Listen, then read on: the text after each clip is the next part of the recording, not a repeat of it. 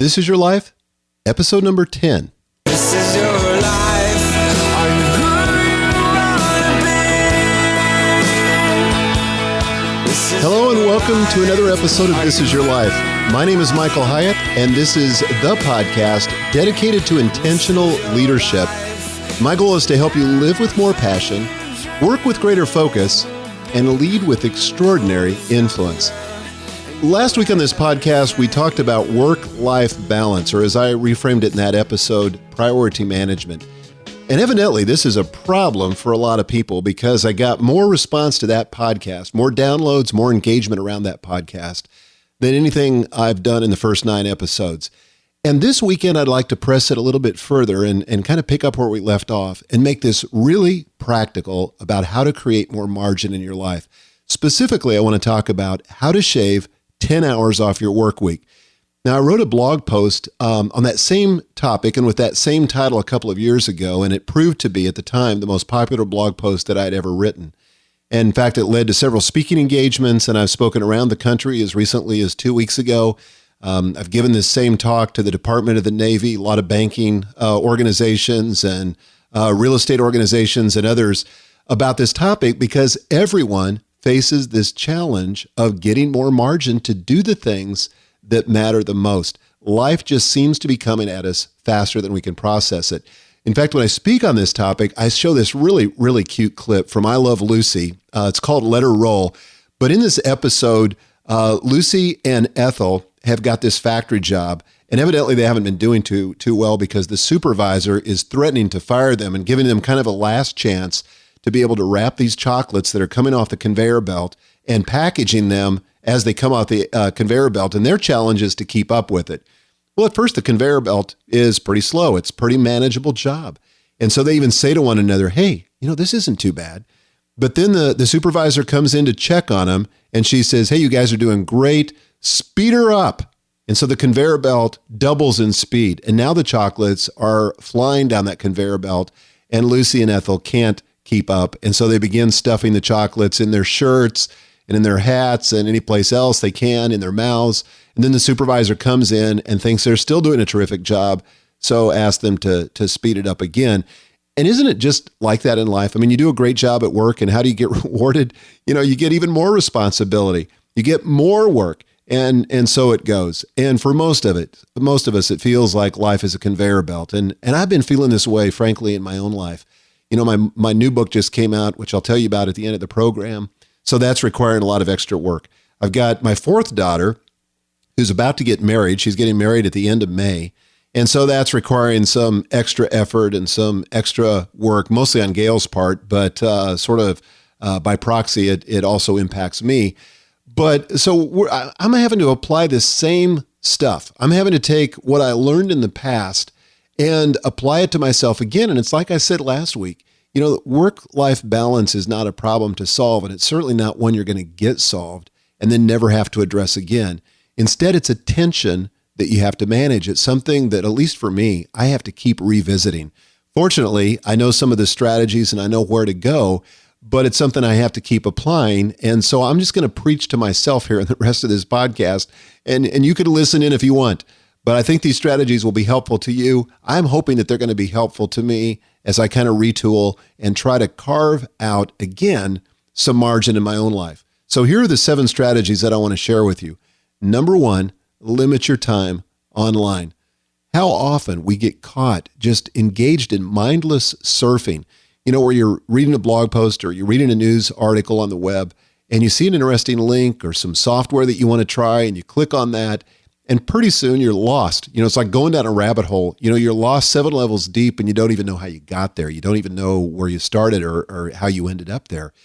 But all of us, if we're going to get serious work done and get our priorities knocked out day by day, we've got to turn off the emails and the other pings when we're trying to focus and get important priorities done. We got to, in essence, sort of quarantine these kinds of activities so that they don't distract us and keep us from doing the most important things. And I think it's helpful to use technology to manage technology. And I want to share with you a couple of tools that I found helpful in the past, and I'm using again. One of them is called Antisocial Software. It's a cute little name, but it's Mac only, but it's Antisocial get-social.cc. You can go to that website and download it. Again, it's Mac only, but it shuts off the social parts of the web, get this, for a designated period of time. So you enter in the number of minutes that you want to be cut off from Facebook and Twitter and YouTube and all the rest. It doesn't cut you off from the parts of the web that you may need to access. Like for me, I've still got to do the research on the web, but I don't need to do Twitter. I don't need to do Facebook, and I don't need to do my email. So it gives you the option of turning off email or not turning off email when you do that. But for me, I set it, for example, to 70 minutes, and then I turn it on, and I'm stuck. I can't access the social stuff. I can't get distracted. I have to focus on my next priority, which is awesome. The only way that I can get access to those social parts of the web is to completely reboot my computer, which is a hassle, and I won't do it, so I stay focused and get done what I need to do. Another piece of software that you might want to try, this is Mac or PC. It's called Freedom Software at macfreedom.com. And another one that's only PC is called Cold Turkey Software at getcoldturkey.com. And I've got links in the show notes so that you can flip to those later. But use technology to manage technology. But strategy number one, limit your time online. Strategy number two, and this is so helpful, this has been one of the most helpful things to me, is to plan your day in advance. You know, it goes so much easier, not saying easy, but it goes so much easier when I've got a plan for the day rather than just waking up and sort of getting in that reactive mode where you're responding, you know, to the tennis balls that are coming over the net. And sometimes you just feel like you're being pummeled with tennis balls. But I find that it helps when I do it the night before, right before I close up shop for the day, to actually get my list and to be, again, to identify the things that I want to tackle the next day. So here's what I do. I scan my lists in my task manager, and then I identify 5 to 7 action items that I want to accomplish the next day. Now, you got to be careful here, because if you're like me, you're probably, how do they say that? You know, your eyes are too big for your stomach. You know, that's how my parents used to say it when I would load up my plate with too much food, more food than I could eat. And the same thing's true here. You know, it's easy to be too ambitious. And for me, it's easy to think that I can accomplish more than I can actually accomplish. So identify 5 to 7. Don't get more than that. You've got to allow space to react to the things that come in that you didn't plan for, but to identify 5 to 7 action items, and then to prioritize your list. Now, here's how I do that. And it's really important, I think, to understand that not every task is created equal. There's a lot of different kinds of tasks. They don't all have the same weight, and they shouldn't all have the same priority. So imagine a 2x2 grid, you know, so you end up with 4 different boxes. The horizontal or x-axis represents urgency. Some tasks are really urgent. Some of them are not urgent. And then the vertical or the y-axis represents importance. Some tasks are important and some tasks are not so important. So every task you consider fits into one of the 4 quadrants. So I just want to take these one at a time. And as you consider your task list, categorize these. Quadrant number 1, those tasks that are urgent and important.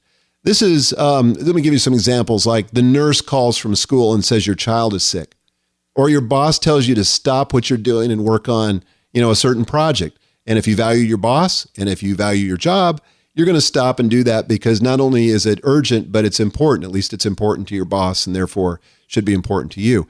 Or suddenly you feel like an elephant is sitting on your chest because maybe you're having a heart attack. That's an urgent and important task that takes precedence over everything else. The strategy in dealing with urgent and important tasks is to do them now if you possibly can. I mean, what else are you going to do? You know, these are not tasks that get better with time. You've got to address them. So do them now if you possibly can. That's quadrant 1.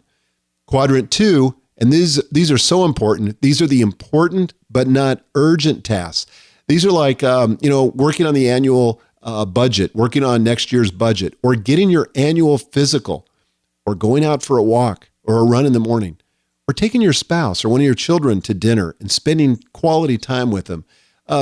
These items aren't urgent, but they are so important. And the secret here, the strategy, is to schedule time on your calendar to do these tasks. I'm firmly convinced that what gets scheduled gets done. And if it doesn't make it onto my calendar, there's a good chance that it's going to be hijacked by something else in the moment. So quadrant 2, important but not urgent. Quadrant 3, urgent but not important. These are the tasks that so often fill up our days. It's a coworker's last-minute request, or an unsolicited phone call from a salesperson, or a request from someone you barely know.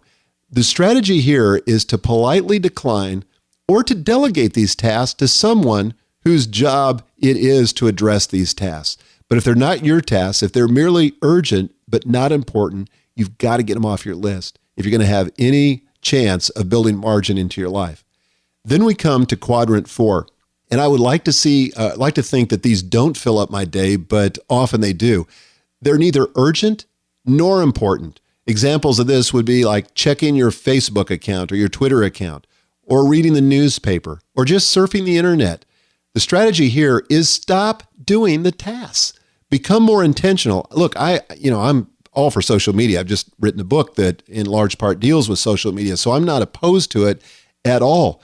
But it's got to be intentional. There's got to be a reason. It's got to fit into your goals, because just wasting time or distracting yourself is not helpful, especially if you're trying to get 10 hours of your week back so that you can create more margin in your life. So that second strategy in shaving 10 hours off your work week is to plan your day in advance. Create a list, prioritize it, and do it the day before you're going to tackle it. Strategy number 3, touch emails once and only once.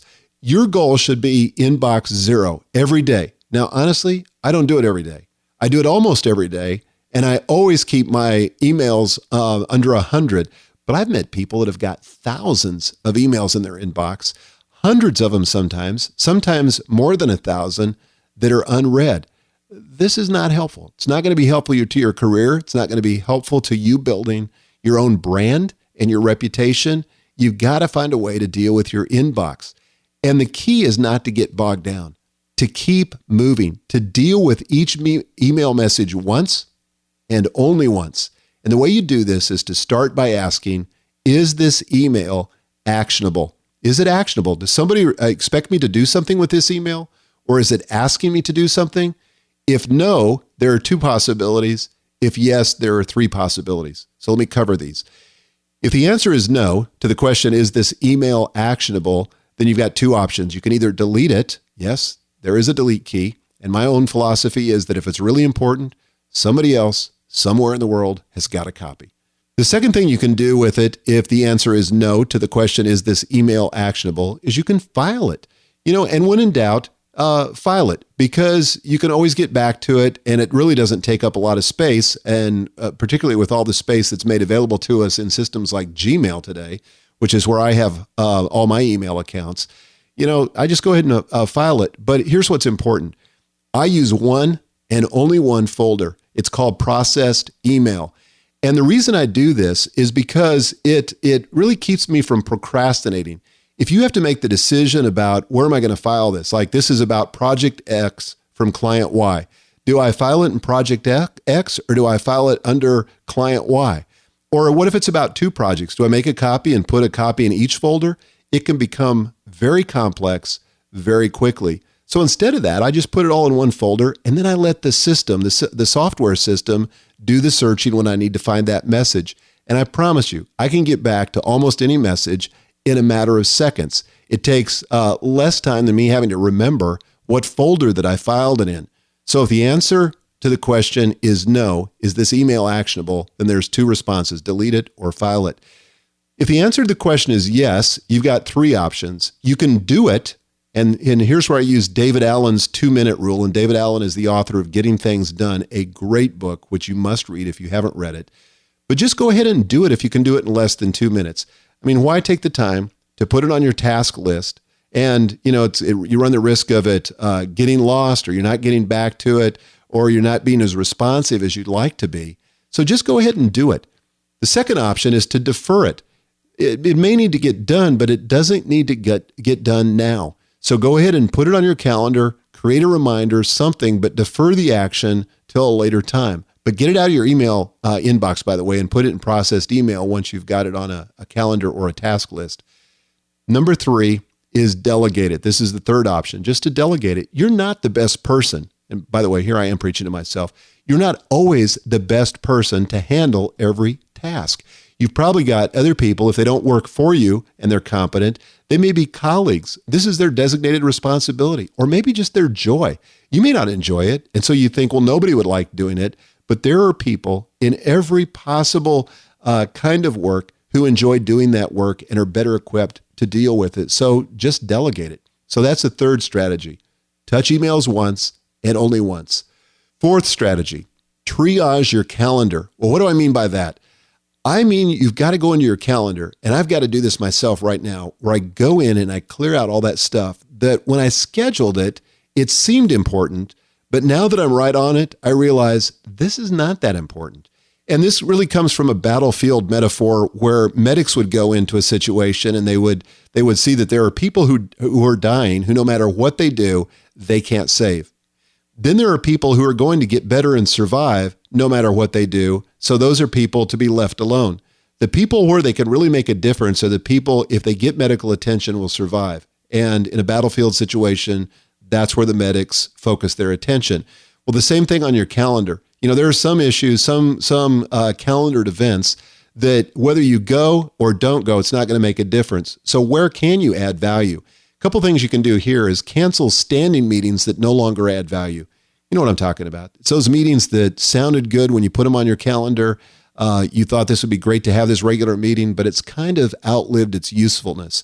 So go ahead and kill it. I think killing things on a regular basis when it comes to your calendar is a great practice. In fact, my friend Bob Goff has a practice where he calls it Quit Thursdays, where he quits something every Thursday.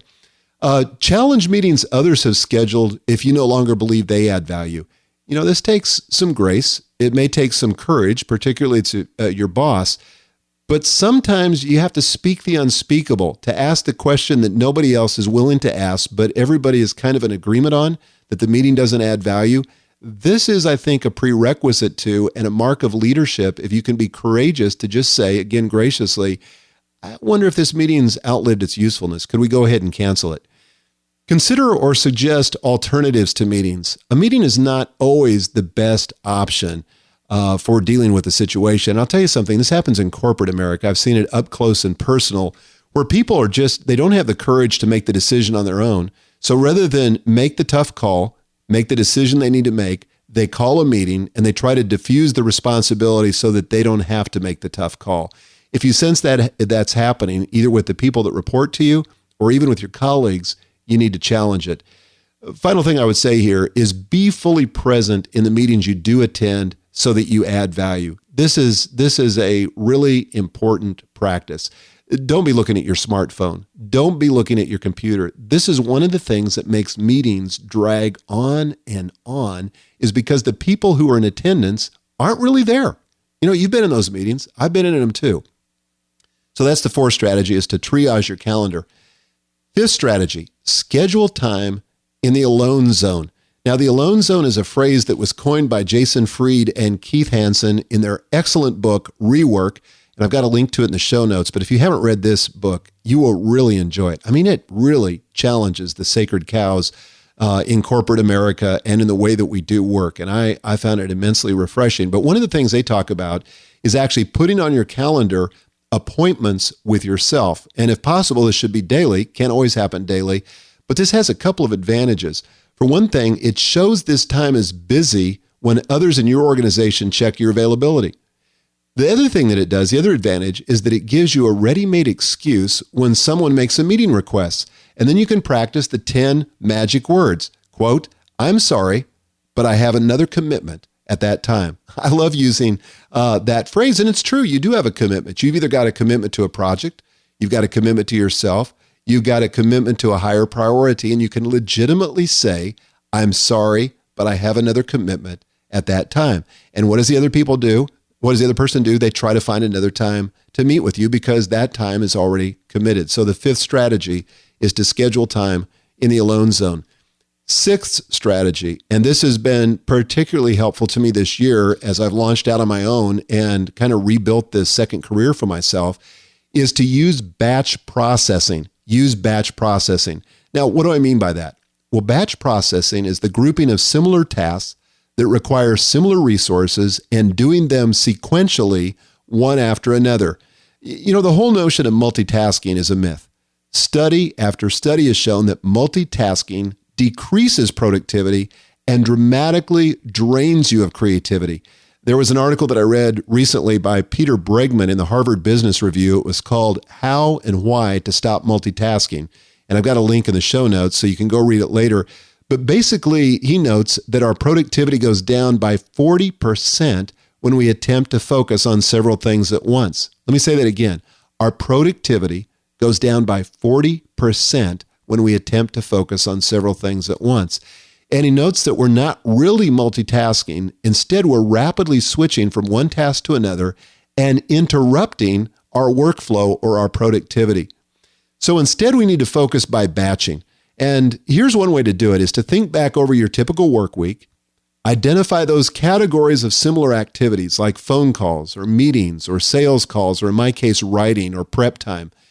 And then do these all at one time. So you kind of get into the groove, whether it's making phone calls or writing blog posts for me, and then do them all at one time. So right now on Mondays, I've got that whole day blocked out to do nothing but write blog posts. And I got this idea from my friend Dan Miller, who's doing this at 48days.net for his blog posts. He does them all in one day. And I thought, wow, why haven't I thought of that before?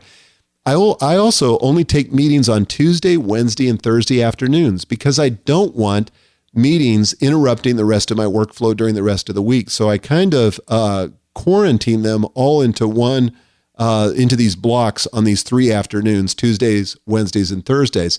And then I return phone calls at 1 o'clock and at 5 o'clock. And again, I'm not legalistic about any of these things. If something comes up, like I'll be at a conference on Monday of this next week, and I won't be able to do my blog posts on Monday. So I've got to figure out another time to get them done. But it at least provides a rough guideline that helps me batch these similar activities. So that's strategy number 6, is to use batch processing to reclaim your time.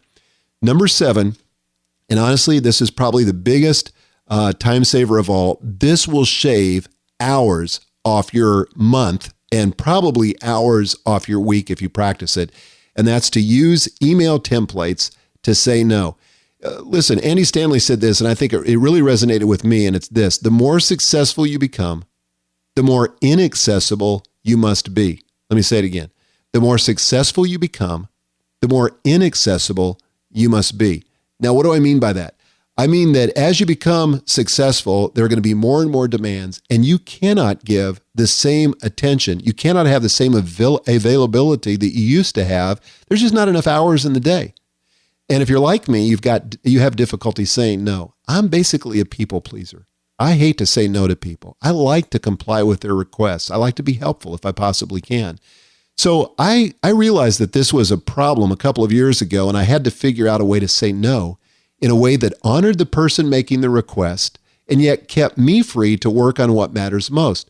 So I, at the time, identified 11 common requests. These requests were coming in week after week, and I would spend endless hours just agonizing over how I could say no and how I could respond to them. But these were like people wanting to meet with me about a job. And I wasn't the hiring manager for all these jobs. I really couldn't help them. I could give them a sympathetic ear and give them the illusion of forward motion, but I really couldn't help them. This was a waste of my time.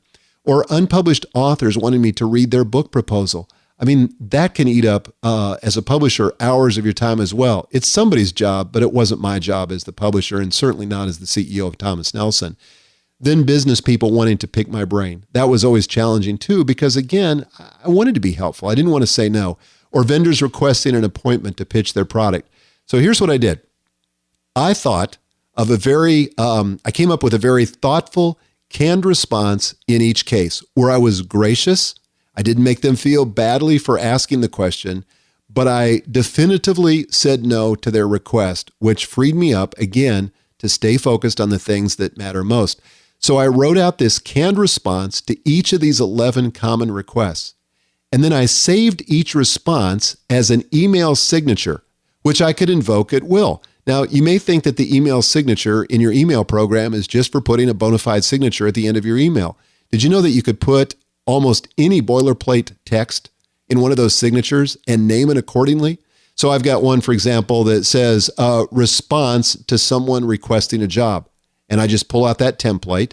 Usually I modify it or warm it up at the front end to make it a little bit more personal, but it makes it very easy.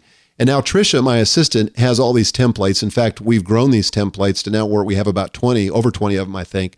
But every request starts with this canned response that, again, is gracious and honoring to them, but definitively says no. And this has been a huge help to me, is to use this 7th strategy.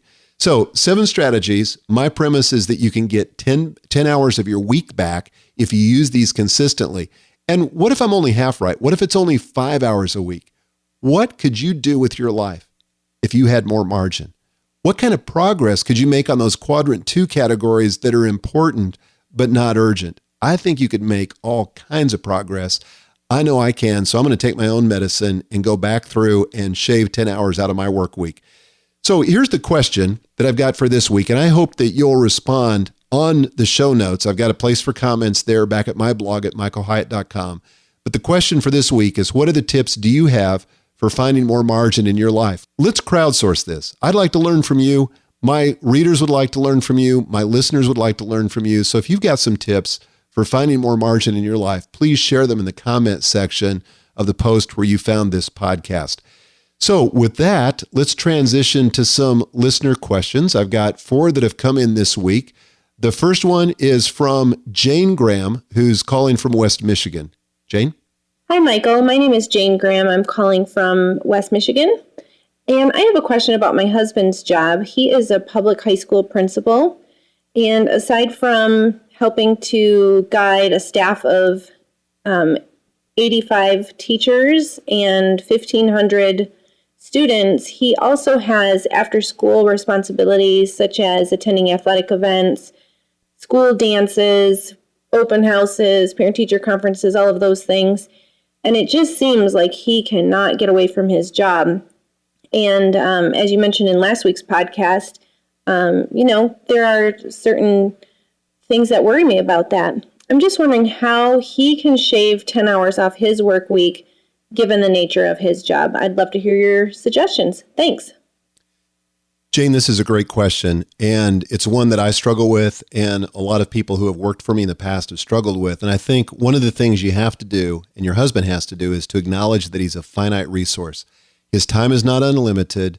There's a strict and finite resource that he's got available, which is his time and certainly his energy. And so I think that's number one. The second thing is, I think, to go through all the things that he is doing and prioritize them. Not all of them have equal weight. You know, there may be expectations on the part of other people that they expect him to be at certain functions or, certain activities that he has to engage in, but he's got to assess honestly and soberly where he adds the most value, and then be ruthless about cutting out the other things. And you say, well, yeah, but there's these expectations. I've had that too. I mean, I've had to cope with that too. And there's been times when I've had to sit down with the boss, sit down with the customer, sit down, in my case, as a publisher with authors, and just say, look, I want you to know that I'm come to the place where something's got to give. And here's how we're going to handle this activity going forward, or here's what I'm going to focus on. And particularly if he has a board or a supervisor, to come to an understanding that he's going to give his time to certain activities, but not to others. And I think you've just got to get some alignment on that. Otherwise, something's going to happen. Something's got to give. That's not sustainable to keep going without it. So I think you've got to almost kind of force a crisis in essence to be able to address this and get the people that are around you to be able to recognize the problem for what it is. So thanks for your question. The next one comes from Jen McDonough, who's calling from Lindstrom, Minnesota. Oh, hi, Michael. This is Jen McDonough from Lindstrom, Minnesota, author and motivational speaker, as well as blogger at fieldofvet.com. My question about work and time management is I'm phasing out of my corporate position in life and looking to go into the entrepreneurial world. And I would love to use virtual assistants to the best way possible. And I'm wondering kind of how you do that at first. My time is very intentional and very focused where I spend it at. But I know kind of setting up that relationship with the virtual assistants takes a little bit. And I'm wondering, is it best to try to keep doing what I'm doing, or is it best to kind of focus in on that time and really work with someone to help with email management? I know you have your assistant help with that a little bit. just the different things. So is it worth investing your time in that at first, as well as, again, what do you use your virtual assistant for? So thank you so much. Keep up the great work, and we're all out here just learning from you and loving it. So thanks so much, and have an awesome day.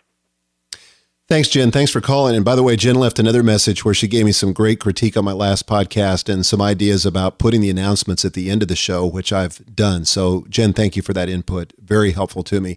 With regard to virtual assistants, I am a huge believer in using a virtual assistant. I've got one. Trisha is my virtual assistant. She's from eahelp.com, eahelp.com. Again, a link in the show notes to that. But man, she has transformed my life.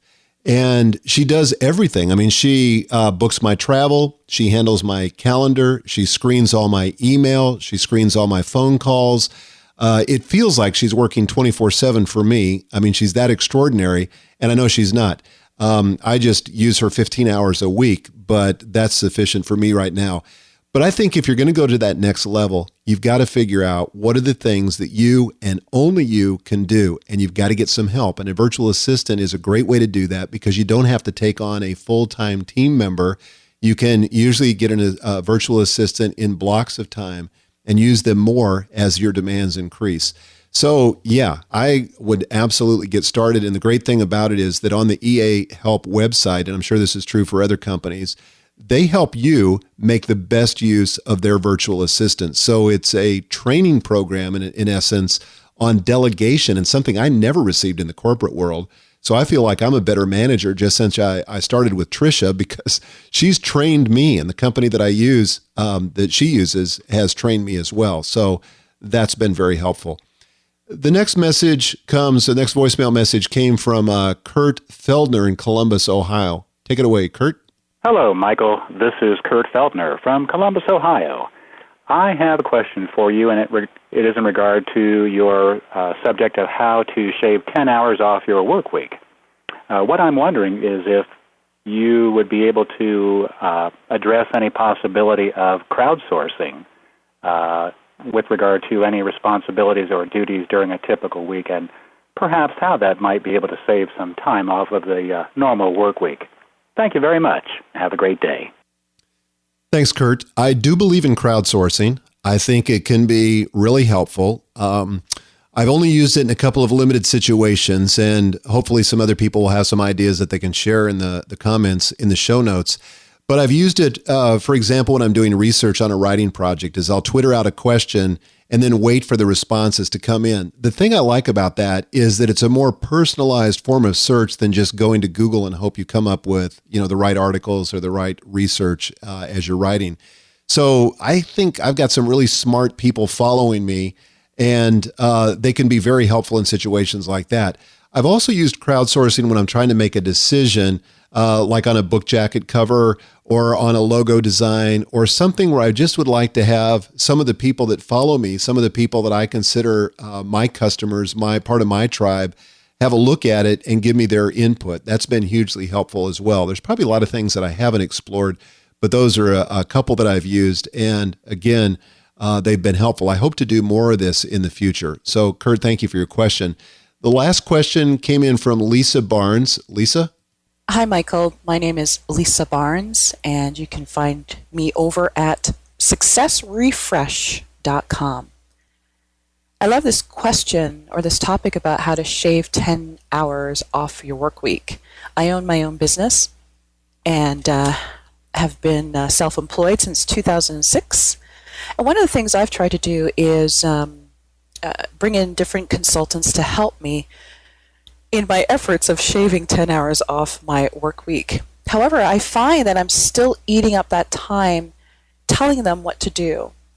So I've tried many things. I've put together a job description so people who come onto my team are clear on what their responsibilities are. I've put together an operations guide online, again, to help my team be more self-sufficient. But I find that the 10 hours or more that I'm trying to shave off my time is eaten up trying to teach them what to do. So my question is, what tips do you have for me, someone who's self-employed, who is trying to free up some time? on how to make my team feel more, and I don't like this word, but it's the only word that comes to mind, feel more empowered to make decisions and to be able to move forward with the task at hand without always having to get my input. Again, my name is Lisa, and you can find out more about me at successrefresh.com. Thanks for this opportunity, Michael. Thanks, Lisa. Great question. It sounds like you're doing a lot of the things right. You're trying to prepare them, trying to train them. I would just say that you've got to acknowledge and remember that any investment on the front end exceeds the return. It's just the nature of investing in anything. I don't care if it's a financial investment or an investment of your time. But if you're going to get to the next level, you're going to have to spend more time on the front end developing your people and getting them to the place where they can act as your proxy. And by the way, this has always been hard for me too, because I'm kind of a control freak and I've got this sort of unspoken assumption. I know it's not right intellectually, but that nobody can do it as well as I can do it. And maybe you suffer from that as well. But all of us have to get over that if we're going to take it to the next level. We can't do everything. The other thing I would say to you as you're dealing with people is to give them an authority limit so that in some sense you have some control, but they've got the freedom to act on your behalf. Tim Ferriss talks in his book, The 4-Hour Workweek, that one of the things he did with his virtual assistants is he gave them a $100 limit where he said, if you can solve the problem for $100 or less, solve it and then tell me what you did. But don't wait on me. Don't come back to me for permission. Just go ahead and do it. I did this when I was at Thomas Nelson, but I raised the limit to $200. I figured, I could stand a $200 mistake. I could deal with that. I could actually probably stand a couple of $1,000 mistake, but I want to keep it corralled, but I want to give my people a chance to grow and to develop. So maybe that'll be helpful to you as well. So I really do appreciate everybody who called in and left questions. I think those are very helpful and gives me a sense of the kinds of issues that you who are listening to the podcast deal with. Let me just give you a couple of announcements here in conclusion. First of all, my platform book started shipping to stores last week. I'm so excited about this. It's called Platform, Get Noticed in a Noisy World. And it's basically everything I've learned over the last 8 years of building what has become a pretty enormous platform with 300,000 unique visitors a month on my blog and 120,000 followers on Twitter. And I'll tell you more about it. But here's the thing I want to say today in the podcast. Please don't order it yet. That may sound like a strange request coming from the author, but there's a method in my madness. The official publication date is May the 22nd. So we want to focus all the sales we can into that first week of publication, hoping that we can drive the bestseller list. But if you're willing to wait, I'm willing to reward you big time for this wait. And I put together a special offer that includes 7 free bonuses worth $375.98. All the bonuses are ready. They're loaded onto my website, and we're going to make these available during that week of May the 21st through May the 25th. And all you've got to do is buy a copy of the book and forward the receipt to me. I'm not prepared to tell you more. We're going to unveil this on May the 21st. But here's what you can do, just so that you don't miss this offer, because when it goes away on May the 25th, it's going to go away forever. But you can sign up to be notified at michaelhyatt.com/platform. We're not going to spam you. All we're going to do is let you know that now's the time to buy. Go buy the book, and you can get these 7 free bonuses, again, worth $375.98.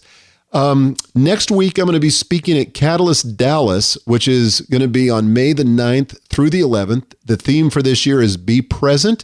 I already spoke at Catalyst West, the one in Irvine, California. It was terrific. And I'm going to be speaking on Wednesday, May 9th at a lab on the topic of my new book, Platform. But the other speakers include Andy Stanley, John Maxwell, Matt Chandler, Mark Batterson, Bob Goff, John Acuff, and a whole bunch more. There are still tickets available, and you can find out more information at catalystdallas.com. Then I'm going to be speaking at Blog World and New Media Expo in New York City on June the 5th through the 7th. Man, I have wanted to go to this particular conference for years, and it's just never worked out in terms of timing, but I got asked to speak. I'm going to be leading one of the super sessions on Thursday morning, June the 7th at 9 a.m. And again, speaking on the topic of platform, but with a little bit of a twist, because I'm going to be talking about how I'm having to apply that in my own case with this podcast and what I'm learning going through the process as though I didn't have a platform. But if you register before May the 15th, you can get a $100 discount on the 3-day bloggers and podcaster pass. And you can go to michaelhyatt.com/blogworld to learn more. So that's about it for this episode of This Is Your Life. Thanks so much for tuning in. Next episode, I'm going to be talking about, get this, the secret power of naps. So again, one of the most popular blog posts that I've ever written, one of the things that I think is crucial for learning to manage your energy. But if you've got a question about naps, you can leave a voicemail for me at michaelhyatt.com/podcast question. michaelhyatt.com/podcast question. There's a link in the show notes. But I'd love to hear from you, and there's a good chance that you can actually be on this show if you leave me a message. If you've enjoyed this podcast, please subscribe to it at michaelhyatt.com/This Is Your Life. That way you won't miss a single episode. You can also find more resources on my blog at michaelhyatt.com. And if you'd like to comment on this episode again, go to michaelhyatt.com and look in the show notes. Below that is a comment section where listeners like you engage with other listeners and with me. I visit those comments as well. So until next time, remember, your life is a gift. Now go make it count. This is your life. Are you who you want to be? This is your life. Are you who you